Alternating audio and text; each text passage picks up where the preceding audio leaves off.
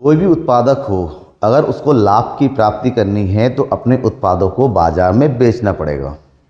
तो एक उत्पादक बाजार में मौजूद वस्तु की कीमत के आधार पर, यानी कि जो भी प्राइस है बाजार में अवेलेबल है उस कीमत पर जो भी अपने सामान को, चाहे गुड्स हो, सर्विस हो, एनीथिंग एल्स हो, जो भी हो, बाजार में बेचता है।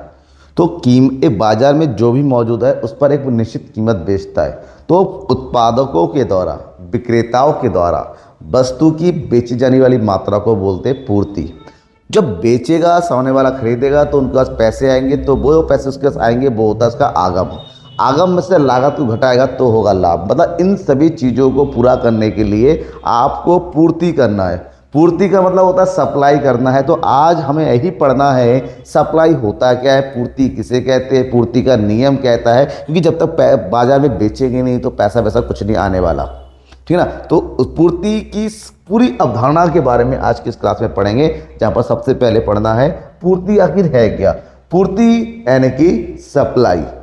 पूर्ति एक ऐसी मात्रा है जहां पर कोई विक्रेता, उत्पादक बाजार में वस्तु और सेवाओं को बेचता है वस्तु की निर्धारित कीमत पर, और प्रत्येक विक्रेता चाहता है कि उसको ज़्यादा से ज़्यादा लाभ मिले। तो ऐसे में ज़्यादा से ज़्यादा लाभ मिलने पर अगर हम लोग बिजनेसमैन हैं, हम लोग उत्पादक हैं, हम चाहते हैं कि वस्तु की कीमत बढ़े।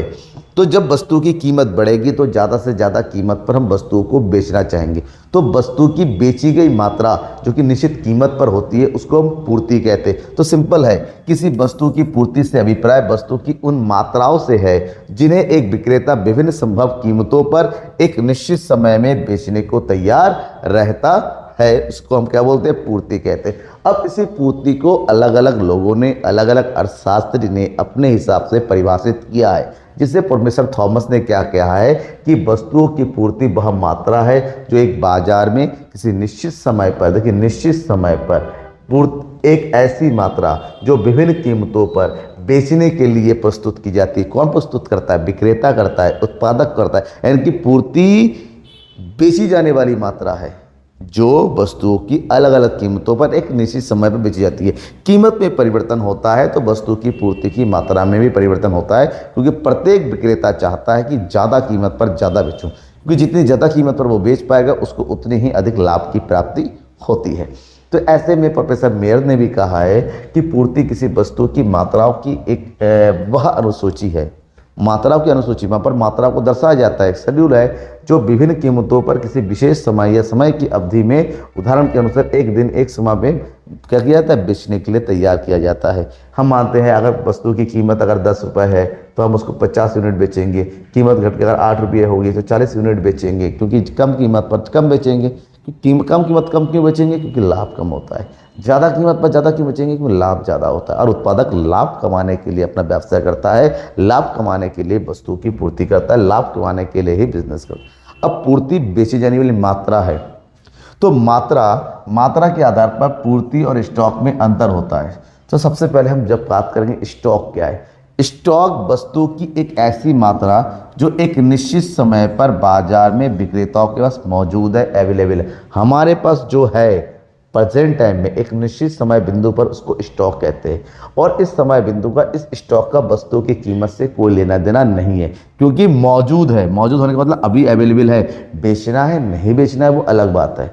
तो वो मात्रा जो विक्रेताओं के पास मौजूद होता है उसका बेचने से या कीमत पर कोई संबंध नहीं होता है, तो उसको स्टॉक कहते हैं। लेकिन उसी स्टॉक को जब विक्रेता निश्चित कीमत पर बेचने के लिए तैयार होता है तो उसे हम पूर्ति कहते हैं। मतलब पूर्ति और स्टॉक में बिल्कुल सिंपल सा छोटा सा अंतर है। स्टॉक केवल रखा हुआ है, बेचने के लिए है या नहीं है पता नहीं, लेकिन पूर्ति वह मात्रा है जो बेचने के लिए रखा जाता है। उसकी कीमत निर्धारित होती है कि इस कीमत पर इसको बेचा जाएगा, इस कीमत पर इतनी मात्रा बेची जाएगी। ऐसे में इन दोनों के बीच में बेसिक सा और बारीक सा अंतर है। इतना पढ़ लेने के बाद नेक्स्ट पॉइंट हमारा आता है पूर्ति के प्रकार। अगर पूर्ति को पढ़ेंगे, पढ़ने के आधार पर, पूर्ति करने वाले के आधार पर पूर्ति को 2 वर्गों में बांटा जाता है। कौन कौन सी पूर्ति, एक होता है व्यक्तिगत पूर्ति और एक है बाजार पूर्ति। व्यक्तिगत पूर्ति की अगर बात करते हैं, जब बाजार में उपलब्ध एक विक्रेता या एक उत्पादक वस्तु की विभिन्न कीमतों पर जो भी मात्रा वो बेचना चाहता है या बेचने के लिए तैयार होता है, उसे ही हम व्यक्तिगत पूर्ति कहते हैं, क्योंकि यहाँ पर केवल एक विक्रेता या एक उत्पादक की बेची जाने वाली मात्रा की बात होती है। लेकिन जब बाजार की बात होती है, बाजार में बहुत सारे उत्पादक होते हैं, बाजार में बहुत सारे विक्रेता होते हैं।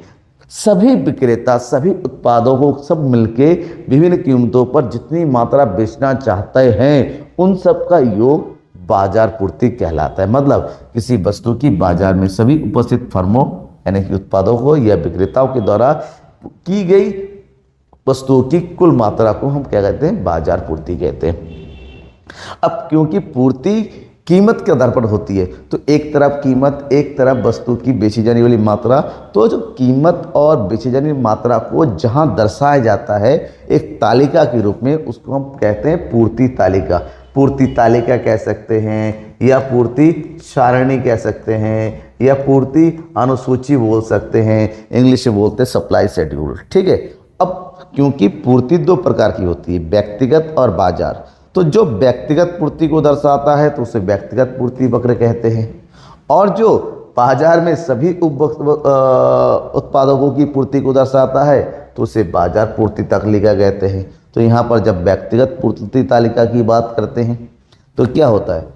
व्यक्तिगत पूर्ति की तालिका मतलब केवल एक विक्रेता जो विभिन्न कीमतों पर अपनी वस्तु की मात्रा बेचने को तैयार होता है, जहाँ पर वस्तु की कीमत और साथ ही साथ उस कीमत पर बेची जाने वाली मात्रा को दर्शाया जाता है। जब केवल एक ही विक्रेता की पूर्ति को दर्शाया जाता है किसी वक्त सूची में, तो उसे व्यक्तिगत पूर्ति तालिका के नाम से जानते हैं। अब क्योंकि मैंने कहा विक्रेता हमेशा अधिक कीमत पर अधिक मात्रा बेचना चाहता है, इसलिए वस्तु की कीमत के बढ़ने के साथ साथ वस्तु की पूर्ति की मात्रा में भी वृद्धि होती चली जाती है। जैसे कीमत बहुत कम है तो वो कम मात्रा बेचेगा, कीमत बढ़ती रही वो ज़्यादा मात्रा बेचना शुरू कर देगा क्योंकि उसको लाभ की प्राप्ति होगी। ठीक है। लेकिन बाजार में हमेशा एक ही विक्रेता नहीं होता है, बाजार में बहुत सारे विक्रेता होते हैं। तो बाजार में उपलब्ध सभी विक्रेताओं की पूर्ति का अगर योग करते हैं तो उन दोनों सबका योग करके जो बनता है बाजार पूर्ति। मानते हैं बाजार में दो विक्रेता है, बाजार में कितने विक्रेता है? दो, ए और बी। तो ए ने बेचा 10 और बी ने बेचा 5 और कीमत कितनी है? 2। तो दोनों की मिला के जो हुआ तो वो हो जाए बाजार पूर्ति। ऐसे में कीमत बढ़ती चली जाएगी और विक्रेता ज़्यादा मात्रा बेचना शुरू कर देंगे। तो इन सभी विक्रेताओं ने जो बेचा तो उसे बाजार पूर्ति कहते हैं। अब पूर्ति तालिका बनने के बाद इसको वक्र के रूप में यानी कि किसके रूप में? चित्र के रूप में दर्शाया जाता है। तो पूर्ति तालिका का चित्र के रूप में दर्शाना, वक्र के रूप में दर्शाना, ग्राफिकल प्रेजेंटेशन करना पूर्ति वक्र कहलाता है। अब पूर्ति के प्रकार दो है तो पूर्ति तालिका भी दो बन गई, तो ऐसे में पूर्ति वक्र भी दो बनेगा। ठीक है। कौन कौन सा? व्यक्तिगत पूर्ति वक्र और बाजार पूर्ति वक्र। तो सबसे पहले आपको पढ़ना है व्यक्तिगत पूर्ति वक्र। ये वो वक्र है जहां पर एक व्यक्ति, एक विक्रेता या एक उत्पादक की पूर्ति को दर्शाया जाता है।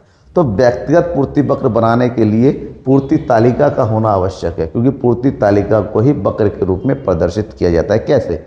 पूर्ति वक्र बनाने के लिए ये जो है वक्र का स्वरूप है, यहाँ पर मूल बिंदु होता है। तो ये जो बिंदु होता है इसको हम लिखेंगे क्या? वस्तु की कीमत। कीमत को दर्शाया जाता है जो होता है वाई एक्सिस।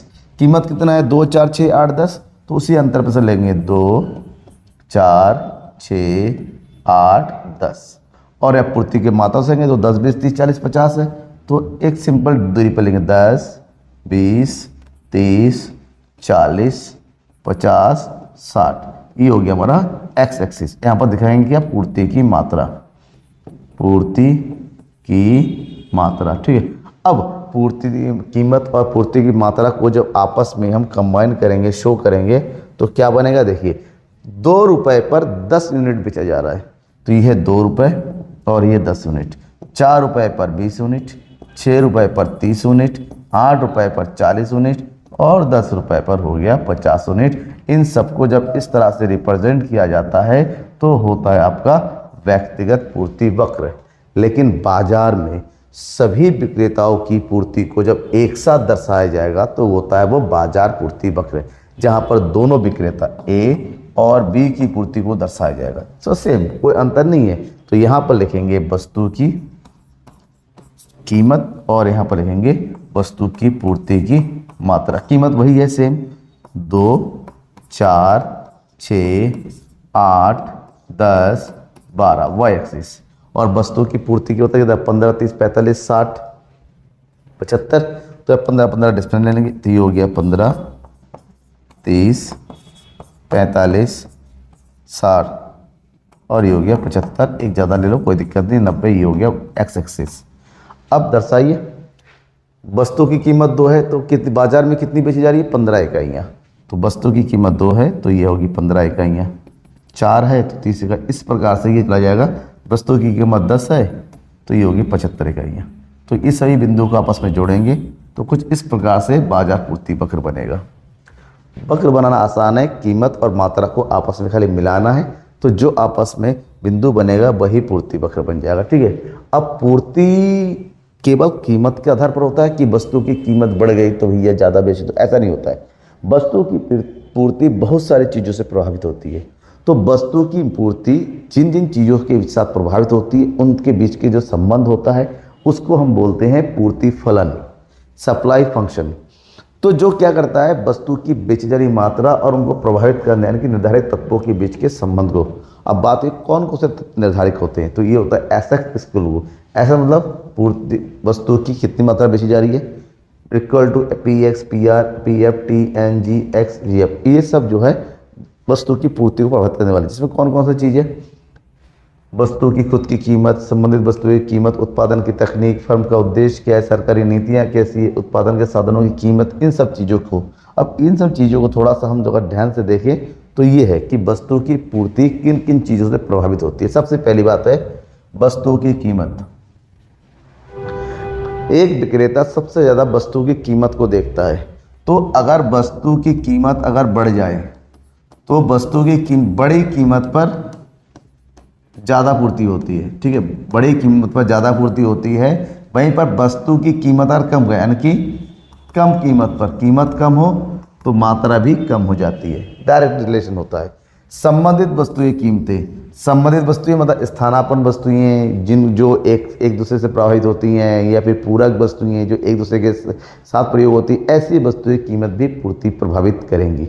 नेक्स्ट है उत्पादन साधनों की कीमत। भाई उत्पादन पूरी पूर्ति, उत्पादन के साधनों की कीमत हो जाएगी तो लागत में वृद्धि होगी, लागत में वृद्धि होगी तो लाभ में कमी होगी, लाभ में कमी होने का मतलब साफ है कि विक्रेता कम बेचेगा यानी पूर्ति में कमी हो जाएगी। वहीं पर अगर साधनों की कीमत कम होती है तो लागत कम होगी, लाभ बढ़ेगा, पूर्ति बढ़ेगी। तो सिंपल सा हिसाब है। तकनीक स्तर, किसी भी उत्पादन वस्तु की उत्पादन के लिए तकनीक जितना अच्छा होता है, उत्पादन की तकनीक जितनी बेहतर होती है तो लागत में उतनी ही कमी होती है। लेटेस्ट टेक्नोलॉजी हमेशा लागत को कम करता है। लागत कम होगा तो लाभ बढ़ेगा, लाभ बढ़ेगा तो विक्रेता बेचेगा यानी कि पूर्ति बढ़ेगी। नेक्स्ट है फर्मों की संख्या। उत्पादक करने के लिए जितने फर्म ज़्यादा होंगे, फर्म ज़्यादा से ज़्यादा होंगे तो पूर्ति बढ़ेगी। फर्म कम होते चलेंगे वस्तु की पूर्ति कम हो जाएंगी। फर्म का उद्देश्य, फर्म का उद्देश्य क्या है? अगर फर्म का उद्देश्य समाज सेवा है, फर्म का उद्देश्य अगर समाज सेवा है तो वो कम कीमत पर भी ज़्यादा मात्रा बेचेगा क्योंकि समाज की सेवा करने के लिए आया हुआ है। लेकिन फर्म का उद्देश्य अगर लाभ कमाना होता है तो वो कम कीमत पर कम बेचेगा, ज़्यादा कीमत पर ज़्यादा बेच। भविष्य में संभावित कीमत, अगर एक उत्पादक को लगता है कि भविष्य में वस्तु की कीमत बढ़ने वाली है तो वो वर्तमान में वस्तु को बेचना शुरू कर देगा कि अभी उसकी कीमत ज़्यादा है, और लगता है भविष्य में कीमतें बढ़ने वाली है तो अभी उसको गोडाउन में रख देगा, नहीं बेचेगा। और लास्ट है सरकारी नीतियाँ। सरकार की नीतियाँ कैसी? सरकार ने अगर उत्पादों के ऊपर टैक्स बढ़ा दिया, GST बढ़ा दिया तो उसके लाभ में कमी होगी, पूर्ति की मात्रा कम होगी। तो ये सभी कारक है जिससे वस्तु की पूर्ति उत्पादकों के द्वारा पूर्ति की मात्रा प्रभावित होती है। ठीक है। और इन सब में सब एक इम्पॉर्टेंट पॉइंट है, वो है पूर्ति का नियम। पूर्ति का नियम क्या है? पूर्ति का नियम सिंपल, पूर्ति का नियम ये बताता है कि वस्तु की कीमत में और वस्तु की पूर्ति की मात्रा में संबंध होता है। अब ये क्या संबंध होता है? वस्तु की कीमत में और उसकी पूर्ति के बीच में धनात्मक संबंध होता है। इस नियम के अनुसार हमें ये पता चलता है कि अगर वस्तु की कीमत और वस्तु की पूर्ति को देखें तो अगर वस्तु की कीमत अगर बढ़ती है तो वस्तु की पूर्ति भी बढ़ेगी, और वस्तु की कीमत कम होती है तो पूर्ति भी कम होगी। लेकिन इसके लिए सबसे इम्पोर्टेंट अन्य बातों का समान रहना जरूरी है। मतलब क्या है? अन्य बातों मतलब कीमत को छोड़ के जो प्रभावित, जैसे ये है कीमत ये है कीमत। कीमत को छोड़ के अगर बाकी सारे साधन क्या होने चाहिए, स्थिर होने चाहिए, इनमें कोई परिवर्तन नहीं होना चाहिए। तो कीमत को छोड़ के अगर बाकी सभी साधन स्थिर है तो इसका मतलब होता है कि कीमत के बढ़ने पर वस्तु की पूर्ति बढ़ेगी और कीमत के घटने पर वस्तु की पूर्ति घटेगी। तो इसी को पूर्ति का नियम कहता है, जो इन दोनों के बीच में धनात्मक संबंध को बताता है। राइट। इसी को प्रोफेसर मार्शल ने कहा है कि पूर्ति का नियम यह बताता है कि अन्य बातें समान रहने पर जितनी कीमत अधिक होगी उतनी ही पूर्ति अधिक होगी। उसी के विपरीत अगर वस्तु की कीमत घटती चली जाती है तो ऐसे में पूर्ति वक्र नीचे की ऊपर की ओर होता है। ये पूर्ति वक्र है, मतलब वस्तु की कीमत अगर कम है तो पूर्ति की मात्रा इतनी होगी, वहीं पर पूर्ति की कीमत, वस्तु की कीमत बढ़ गई तो पूर्ति की मात्रा में भी वृद्धि हो जाएगी। तो ये धनात्मक संबंध को बताता है पूर्ति की नियम। ठीक है। अब पूर्ति के नियम की मान्यता है, मतलब पूर्ति का नियम कहाँ होता है? मैंने कहा अन्य बातें स्थिर है। जो अन्य बातें स्थिर है मतलब वही मान्यता है, मतलब साफ है। बाजार में क्रेता और विक्रेताओं के आय में कोई परिवर्तन नहीं होना चाहिए, स्थानापन्न वस्तुओं की कीमतों में परिवर्तन नहीं होना चाहिए, उत्पत्ति के साधनों में कोई परिवर्तन नहीं होना चाहिए, तकनीकी ज्ञान के स्तर में कोई परिवर्तन नहीं होना चाहिए, सरकारी नीति में कोई परिवर्तन नहीं होना चाहिए, उपभोक्ताओं या क्रेताओं की रुचि, आदत, फैशन आदि में कोई परिवर्तन नहीं। अगर इसमें परिवर्तन होता है तो जाहिर सी बात है कीमत वो नियम लागू नहीं होगा, क्योंकि कीमत कोई ओवर मैटर नहीं करेगा। समझ में आ गया? तो यहाँ पर यह है कि पूर्ति का नियम कीमत के लिए है, अन्य कारक में परिवर्तन हो गया तो पूर्ति का नियम लागू नहीं होगा। अब ये नियम क्या हर जगह लागू होता है? ऐसा नहीं है, ये नियम कहीं कहीं लागू नहीं होता है, जिसको बोलते हैं पूर्ति के नियम के अपवाद। जैसे कृषि की वस्तुओं के नियम नहीं, क्योंकि कृषिगत वस्तुओं को कम कीमत बेचना पड़ता है। अगर कृषि की कीमतों को बढ़ाएंगे तो सरकार द्वारा उसमें दिक्कत हो जाती है, इसलिए कृषि की वस्तु जो खेती में प्रयोग होती है उनकी कीमतों को कम से कम रखा जाता है और उसको उसी आधार पर उसको बेचा जाता है। तो वहाँ पर लागू नहीं हुआ। नाशवान वस्तु की पूर्ति का नियम लागू नहीं होता है। जैसे हरी सब्जियाँ हैं, हरी सब्जियाँ जब तक हरी हैं चलो ठीक है आपने बेच दिया, लेकिन हरी सब्जियों को ये आशा की कीमतें बढ़ेंगी तभी हम बेचेंगे नहीं। अगर कीमतें बढ़ने की आशा रखेंगे ये सब्जियाँ खराब हो जाएंगी, तो ऐसे में आपको कम कीमत पर भी बेचना पड़ जाता है। सामाजिक प्रतिष्ठा वाली वस्तुओं में भी यह नियम लागू नहीं होता, क्योंकि लोग अपने हिसाब से जैसे भी करते हैं। समझ में आ गया? तो ये पूर्ति के नियम का बात हो गया। तो ये पूरा कॉन्सेप्ट है। अगर यहाँ पर आपको डाउट है, कोई भी चीज़ें समझ में नहीं आया है तो जरूर बताइएगा। अगर समझ में आ गया है, कॉन्सेप्ट क्लियर हो गया है, तो आपको लाइक कर देना है और तुरंत शेयर कर देना अपने दोस्तों के बीच में। ठीक है। आपको डाउनलोड करना है PDF, तो चले जाइए इस लिंक पर, सारे PDF को मिल जाएंगे। तब तक के लिए थैंक यू एंड बाय।